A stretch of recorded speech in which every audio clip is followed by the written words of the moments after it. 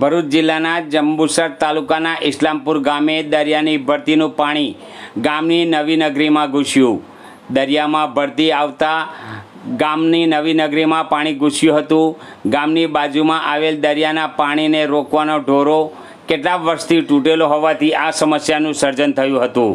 તંત્ર વહેલી તકે આ ઢોરો બનાવવામાં આવે તો સમસ્યા હલ થાય તેમ છે.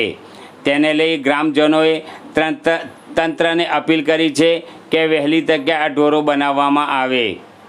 નામ પટેલ ઈસુ ઇબ્રાહિમ આદમ. હું ઇસ્લામપુર ગ્રામ પંચાયતનો ડેપ્યુટી સરપંચ તરીકે ચૂંટાઈ છે અને ઇસ્લામપુર ગામે લગભગ 2022માં જે દરિયા આપણે ચોમાસાની જે દરિયાઈ પાડો તૂટી ગયેલો, એનું નાળું તૂટી ગયેલું અને ગામમાં પાણી ઘૂસી ગયેલા, જે ગામમાં 3 ફૂટ પાણી તે વખતે હતા. અને અત્યારે એ પાડો આપણે એ કામ થયું, ઓએનજીસી કર્યા પણ કીધું, પણ એ કામ થયું નથી.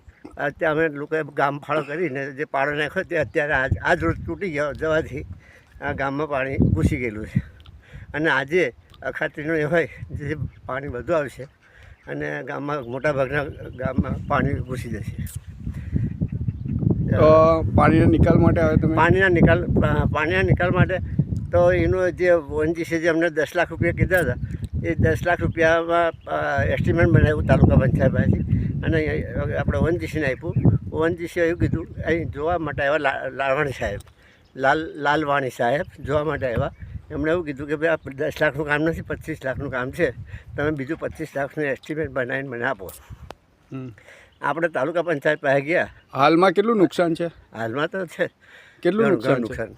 કયા સમાજના લોકો રહે છે નગરીમાં? અહીં નગરીમાં બધા આપણા મિક્સર રહે છે, મુસ્લિમ, આદિવાસી અને હરિજન બધા ભેગા જ રહે છે. તો એમને કે નુકસાન? એમને નુકસાન નથી. એમણે બધું ગરમ ઓટલા સુધી પાણી પહોંચ્યું હતું, પણ ગરમ પાણી આજે પેસે એમને.